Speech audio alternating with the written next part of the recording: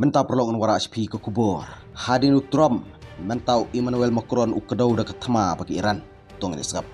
Habdeng ke jingkarat ke bakrau habdeng ke Amerika bagi Iran halor ke nuclear deal. Maham ke France dah ketema. Maham ke France balak banan ke jing kun sipai. Lada umpan scam ya ke nuclear deal. Prime Minister ke France uong ba. Ke jing hangit namta ke buisan partai kadai ke bakim. Hadin ke jinglang bayalam dau Emmanuel Macron. Ujin Noel Barrot, Minister for Europe and Foreign Affairs of France, uru stres bakadon kam ban Indonesia halor ke nuclear deal. Hak arterik ni benai April, pelong Emmanuel Macron ni ke jingkran high level halor ke nuclear program juga Iran ha Paris. Ke jing maham juga France ke Iran. Ujin Noel Barrot wang, ke jing khanyit jong ke kabu kadai ke bakim. Yidan tang khanyit benai tat haduk bakut jong ke jing manjur hausnam arakasan. Hak ke jing bom lak ban petelun ni ke kam, lak ban long ba lak ban laj lan ni kiar. Ya ke jing yang yele persyak spai.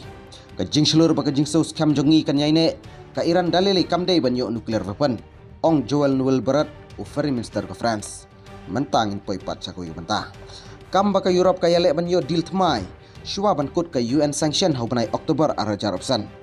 Kiri Europe kila pelong ya ke jing kran technical ban nom ailat ya ke Iran ha ke nuclear agreement ke batmai. Ke Joint Comprehensive Plan of Action JCPOA deal nuclear arjakat san. Kapulam no hadin bo withdraw Donald Trump hosnam arjagat pra.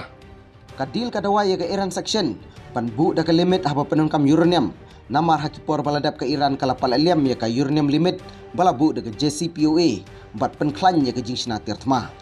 Hakalai potrik benai match bergam Trump ban terbom ya ke Iran lada ka menjur ya ke jing dawa. Presiden ka Amerika ulama hamru da ke bai musur ke baar lada umtrek ya ke jing keran gumni. Yada ke Iran halor kan ikan nuclear deal. Foreign Minister ke Iran Arakci oleh kendu yo Foreign Minister ke Netherlands bat yada ya ke nuclear program ke Iran.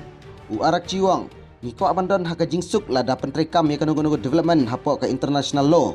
Shushu Arakci wang bah ke Iran kalong ke bakloi bandon ke jingkren klaim ke nugo jingwit. New Minister ke Iran wang bah jing berngam ke Amerika ka bom lawan pedang dalili bat ka day ke jing penkenya ke global principles. Ka Iran kan jubab marmar sa kanugo jingar tmaha ka khando berkasiap jongka berngam Foreign Minister ke Iran. Khoblishibun story telah London Network Daily Post.